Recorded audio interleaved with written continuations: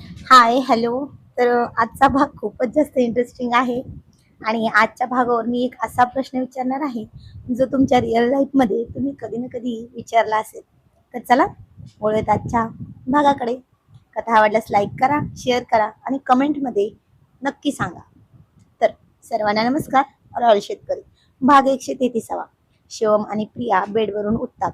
शिवमच्या चेहऱ्यावर अजूनही खोडकरपणा होता. तर प्रिया पटकन आपली साडी व्यवस्थित करत आरशासमोर उभी राहते. प्रिया साडी आवरत म्हणते, बघा ना किती उशीर झालाय. आईसाहेब काय म्हणते? आणि त्या दोघांना भूक पण लागली असेल ना. शिवम बेडवर बसून हसत म्हणतो, अहो राणी सरकार, आईसाहेबांना सगळं समजतं हो. त्या काही आताच लग्न झालेल्या सुनबाई नाहीत. त्यांना माहिती आहे की त्यांचा मुलगा खूप दिवसांनी आपल्या बायकोला भेटलाय. मग जरा उशीर तर होणारच ना, आणि वेळ तर लागणारच ना. मग प्रिया तिच्या केसांची बट प्रिया तिच्या केसांची बट कानामागे सारत म्हणते, हो पण आता तरी खाली चला ना, जायलाच हवं. आणि तुम्ही चला बरं, आवरून घ्या, आबासाहेब वाट पाहत असतील. दोघं खाली येतात. हॉलमध्ये आबासाहेब आणि आईसाहेब मुलांशी खेळत बसले होते. शिवांशी आईसाहेबांच्या मांडीवर होती आणि प्रियांश आबासाहेबांच्या हातात होता. तरी तो इतका छोटासा असून पण चष्मा ओढण्याचा प्रयत्न करत होता. तर आबासाहेब हसून म्हणाले, बघा हो पाटलीनबाई, आमचे छोटे राजकुमार आत्ताच आमची सत्ता आपल्या हातात घ्यायला लागले. आईसाहेब म्हणाले आईसाहेब म्हणले, मग तुमच्या राजांचे गुण आहेत ना, ते तर होणारच ना हो. प्रियाला येताना बघून त्या म्हणाल्या, आली का प्रिया तू? बरं बरं झालं. शिवांशी मगापासून इकडे तिकडे बघत होती ग. तिला समजलं आहे की आता आई आली आहे आसपास कुठेतरी, म्हणूनच बघत होती. तर काय करणार, घेणार की अजून काही आहे? ती म्हणाले, आईसाहेब फक्त 10च मिनिटे. अहो मी मस्त नाश्ता बनवते ना. त्या म्हणाल्या, अहो त्याची काही गरज नाही. तुम्ही फक्त तुमच्या खाण्यापिण्याच्या गोष्टीकडे लक्ष द्यायचं रोज. आणि हो, मुलांची पण काळजी अजिबात करायची नाही. ते मी आणि आबासाहेब बघून घेऊ. तसं आबासाहेब हसून म्हणले, बरं लाडूबाई, आज खूप दिवसांनी सगळे आहोत तर तुमच्या हातचा मस्त आल्याचा चहा बनवा. खूप दिवस झाले तो, चव विसरलो आम्ही. असं म्हणून आईसाहेब आबासाहेब दोघं पण हसले आणि तीही खूप छान छान हसून म्हणले, हो आबासाहेब, तुम्हाला आवडतो तसा कडक आल्याचा चहा लगेच बनवते. आणि यांचं दूध पण. तर आईसाहेब म्हणाले, त्यांचं नाही तर तुमच्या दोघांचंही. ती म्हणाली, शी, मी नाही पिणार दूध, वास येतो आईसाहेब त्याचा खूप. त्या म्हणाल्या, हो का, पण ती काय आहे ना, ऐकायचं नाही. तर एवढंच ऐकायचं आहे की जेव्हा मुलं अंगावर पितात तेव्हा तुम्ही ते घ्यायचं आहे. आणि आता तिचा नाईलाज झाला. ती म्हणाली, ठीक आहे आईसाहेब, तुम्ही म्हणाल तसं. तर शिवम म्हणाला, आईसाहेब, आज नाश्त्याला काय बेत आहे हो? आज खूप दिवसांनी असं एकत्र बसून जेवायला मज्जा येईल. तर आईसाहेब म्हणाल्या, तुमच्या आवडीचे गरम कांदा पोहे आणि प्रियासाठी खास डिंकाचे लाडू बनवलेत. बाळंतणीला शक्ती हवी ना. सगळे डायनिंग टेबलवर बसले होते आज. तर शिवम हळूच टेबलाच्या खालून प्रियाचा पाय आपल्या पायाने दाबतो. प्रिया दचकते आणि त्याच्याकडे डोळे मोठे करून बघते. प्रिया हळू आवाजात म्हणते, काय चाललंय तुमचं? आईसाहेब बघतील ना. शिवम मिश्किलपणे हसत म्हणतो, काही नाही ग, मसाला दूध खूप छान झालंय ना, असं सांगत होता. आबासाहेब म्हणाले, राजे, आज शेतात पण फेरफटका मारून येऊया का? पावसाने ओढ दिली होती ना कालच्या, सरीने जमीन सुकावली आहे. तर शिवम म्हणाला, हो आबासाहेब, नक्की जाऊया. पण आज प्रियाला पण घेऊन जायचं म्हणतोय मी, मोकळे हवेत त्यांना पण छान वाटेल ना. प्रिया म्हणाली, हो, मला पण खूप दिवस झाले शेतात जाऊन. तिथल्या मातीचा तो सुगंध खूप आठवतो मला. तर आईसाहेब म्हणाले, हो, पण ऊन होण्याच्या आधी घरी यायचं आहे. का तर सुनबाई, ऊन अंगावर घेतलं तर मुलांना उलटी होईल, जमेल ना? ते म्हणाले, हो आईसाहेब, तुम्ही म्हणाल तसं. नाश्ता झाल्यावर शिवम आणि प्रिया शेताकडे निघतात. वाड्याच्या बाहेर पडताच पावसाची हलकी सर येते. शिवम प्रियाच्या खांद्यावर हात ठेवून म्हणतो, बघ प्रिया, तुझ्या स्वागताला पाऊस पण आलाय. जणू निसर्ग पण खूप खुश आहे की घरची लक्ष्मी परत आली आहे. प्रिया त्याच्याकडे बघून हसत म्हणते, लक्ष्मी तर आलीये, पण या लक्ष्मीला तिच्या रॉयल शेतकरीच्या हट्टीपणाचा खूप अभिमान आहे हो. तसं दोघं पण एकमेकांकडे बघून हसतात. सकाळची वेळ होती. पावसाचे थेंब सगळ्या शेतात मोत्यासारखे चमकत होते. थंड हवा होती. प्रिया शेतातल्या वाऱ्याचा आनंद घेत होती.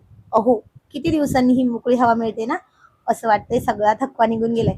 प्रिया शिवम शिवम प्रियाकडे चोरून बघत म्हणतो, थकवा तर जाणारच ना, पण माझ्या आणि सरकारने मुलांच्या नादात आमच्याकडे दुर्लक्ष केलंय, त्याचं काय? प्रिया हसून म्हणली, लक्ष द्यायला काय झालंय? तुम्ही तर समोरच आहात ना. आणि बघा ना, मुलं पण आईसाहेबांपाशी शांत झोपली. त्यांना पण ही मातीची हवा मानवली वाटतं. प्रिया वाकून गुलाबाची फुलं तोडते. तेवढ्या शिवम हळूच तिच्या मागे जातो आणि तिच्या साडीचा पदर त्याच्या हातात पकडतो. ती म्हणते, कुणी बघितलं तर? शेतात आहोत आपण.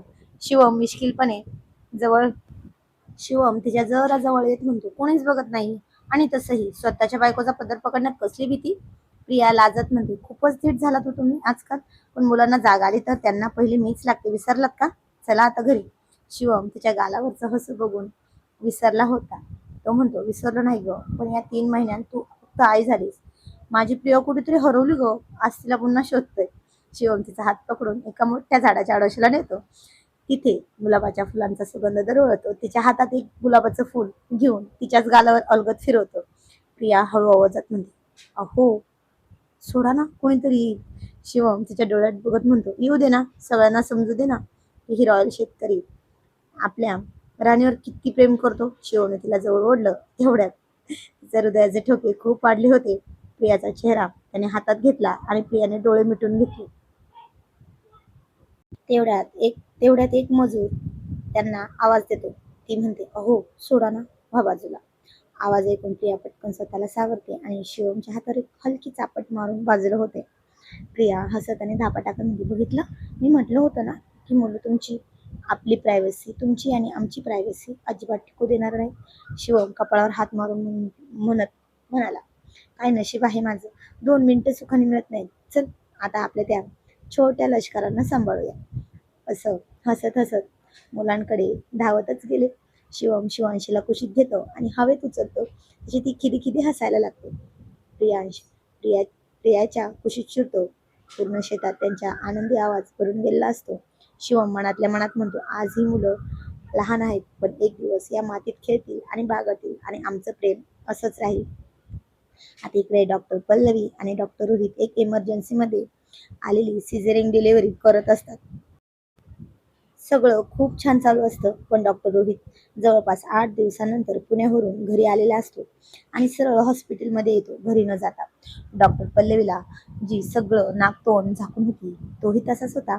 पण झाले असं की तो मोठा होता डॉक्टर आणि असिस्ट करत होती त्याला. तिने तरीही त्याला तोंड बांधलेलं होतं तरी ओळखलं चष्म्यामुळे. आणि तो काम करत असताना कामच करायचा, कुणाकडे बघतही नव्हता. तिला वाटलं होतं तो तिला बोलेल बघेल, पण नाही. तो काम करण्यासाठी साहित्य मागत होता आणि ही देत होती. आणि झालं, हिला वाटलं ही चेष्टा करेल, पण ही काय वेळ होती का? डॉक्टर रोहित खूप सिरियस होता. त्याने शेवटच्या टाक्याचे दोर कापण्यासाठी सीझर मागितली, तर हिने हळूच आपला ग्लव्सचा हात त्याच्या हातात दिला आणि तो खूप चिडून म्हणाला, आर यू मॅड? सीझर द्या. आणि आता तो इतक्या सगळ्यांसमोर बोलला. तिने गुपचूप सीझर दिली. पेशंट दुसऱ्या वॉर्डमध्ये शिफ्ट केलं. त्याने डॉक्टर पल्लवीला थांबून घेतलं आणि आता तो त्या ऑपरेशन थिएटरमध्ये खूप खूप बोलत होता. तो म्हणाला, तुम्हाला कळत नाही का, पेशंट समोर असताना चेष्टा करता का? आणि हो, आपलं प्रोफेशन हे सिरियस आहे, मग तुम्ही अशा का वागलात? आणि आय विल फायर यू. तो मला अधिकार आहे. आणि कारण हे हॉस्पिटलमध्ये सगळे माझे रूल चालतात. हे हॉस्पिटल माझं आहे. तुमचा हा हलगर्जीपणा एखाद्याच्या जीवावर बितू शकतो. असं बोलून तो जरा रागेतच बाहेर गेला. पण आता आतमध्ये दोघंच होते म्हणून तिला जास्त काही वाटलं नाही. पण राग तर भरपूर आला होता. मग बदला तर घेणारच ना. डॉक्टर रोहित रोहनला सांगून घरी आला तर त्याची मॉम म्हणाली, बेटा तू आलास, पल्लवीला का नाही आणलं? तो म्हणला, मॉम तिला मी भेटलोच नाही. एक इमर्जन्सी केली आणि सिझरिंग केली इमर्जन्सी आणि सरळ घरी चालू. खूप थकलो आहे गो, मी जरा आराम करतो. ती म्हणाली होती आल्यावर आपण डिनर सोबत करू. मी रूम मध्ये जातो आणि फ्रेश होतो. पण आता याला तर वाटलं होतं की डिनर सोबत करायचं आहे. पण मॅडम आल्या जवळपास डॅडी सोबत 9 वाजता आणि याने 2-3 वेळा फोन केला, पण नाही घेतला तिने. त्याला वाटलं की ती कामात असेल. ही घरी आली, फ्रेश झाली, स्वतःसाठी फ्रेश होण्यासाठी बाथरूम मध्ये गेली आणि त्याच्यासोबत बोलली पण नाही. तर राग होता ना नाकाच्या शेंड्यावर. तिनं स्वतःसाठी साडी सिलेक्ट केली. पण आज राग खूप आला होता ना. बाथरूम मधूनच सगळं साडी नेसून वगैरे बाहेर आली आणि त्याची नजर तिच्या त्या नाजूक सडपातळ बांधावर जाणार नाही असं तर होणारच नाही. आणि त्यात खूप दिवस झाले ते एकत्र नव्हती. तिनं स्वतःचं केस सावरले आणि याने तिला मागून मिठीत घेऊन म्हणाला, baby I miss you so much. ती तरी काही म्हणाली नाही. त्याने त्याचे थंडगार ओठ तिच्या गळ्यावर ठेवणार इतके ती त्याला जोरात धक्का देऊन बेडवर पाडून म्हणले, हा खांदा माझा आहे. ही मिठी जी तुम्ही कमरेला मारलीत ना, ती पण माझी आहे, कळलं? त्यामुळे आता आम्हाला हात लावण्याआधी माझी परवानगी घ्यावी लागेल, असं म्हणून ती चिडून बेड ती आता चिडून बाहेर गेली. आणि त्याला वाटलं होतं की हिला नेमकं काय झालंय, का चिडली असेल ही. सगळे जेवायला बसले तर मॉम म्हणाले, बेटा पल्लवी, अगं रोहितला नाही का बोलवलं तू? आणि ती काहीच नाही बोलली. पण डॅडींना माहित होतं हॉस्पिटलमध्ये काय झालंय ते. ते म्हणले, मी आवाज देतो ना. ते म्हणले, बेटा रोहित चल डिनर करायला, डिनर रेडी आहे, मॉम बोलवते. तो म्हणला, yes Maugham dad, I am coming. पण आता तिनं डिनर सगळ्यांसाठी वाढला, त्याला वाढलाच नाही. तो म्हणाला, मॉम माझी प्लेट. त्या म्हणाला, मी वाढते थांब.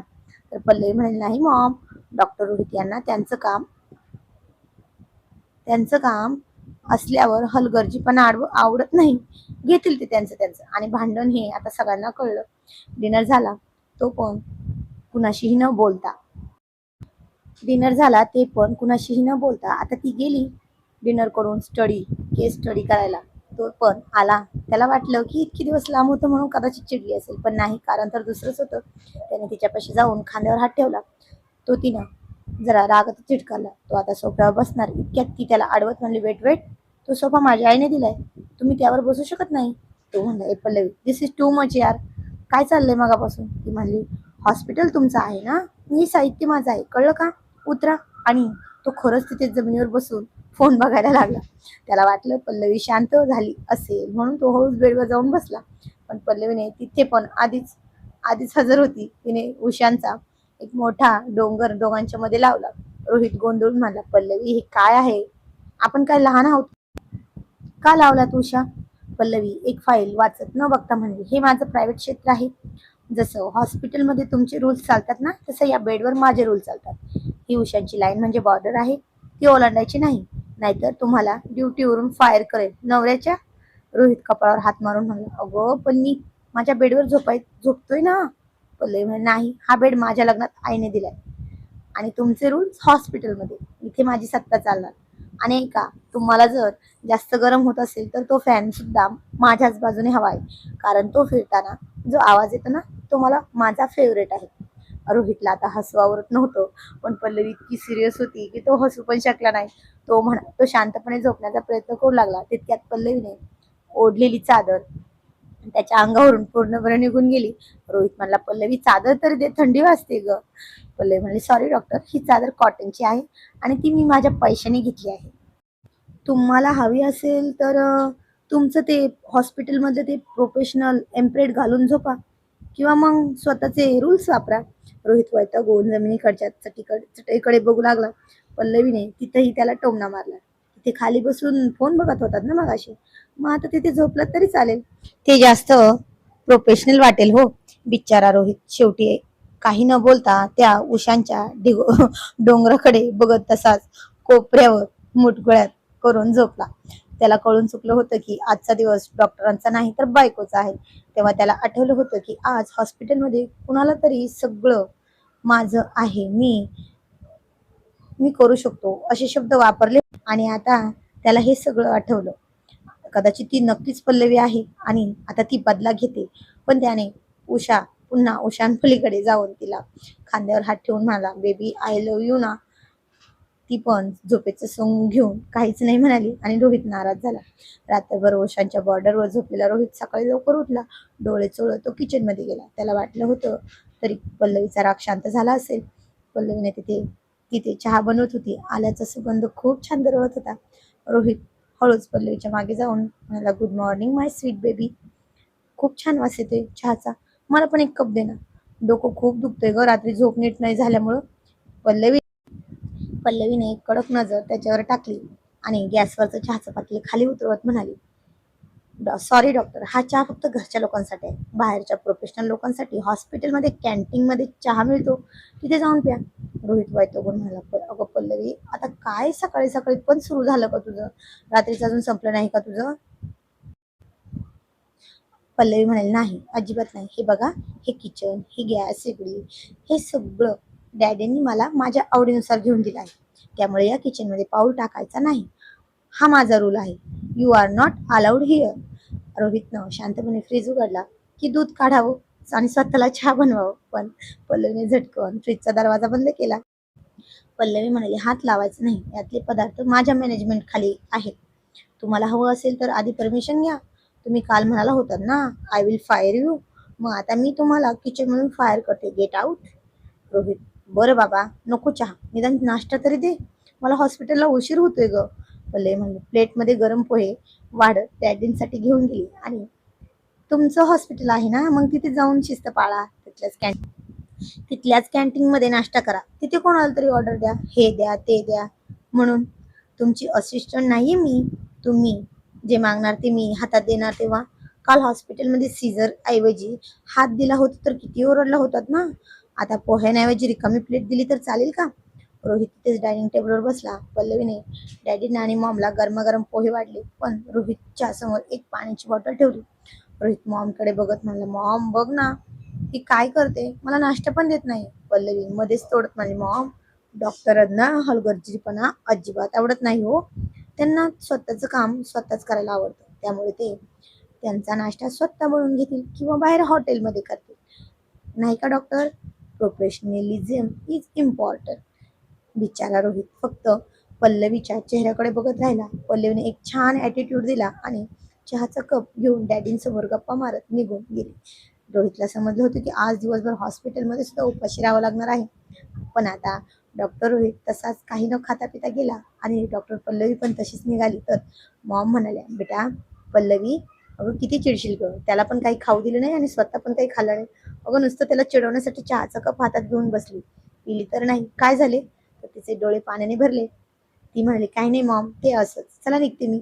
पण इकडे डॉक्टर रोहितला त्याच्या मॉमने फोन करून सगळं सांगितलं आणि तो जरा विचार करत म्हणाला, ठीक आहे मॉम, मी बघतो. रोहितला आता कळून चुकलं होतं की ही लढाई मेकॅट्रॉनिक्स किंवा सर्जरीने जिंकता येणार नाही, तर फक्त प्रेमाने आणि थोड्या झुकावाने जिंकता येईल. पल्लवीला मनवण्यासाठी तो एक मास्टर प्लॅन आखतो. डॉक्टर रोहित बनणार होता आता असिस्टंट पल्लवीसाठी.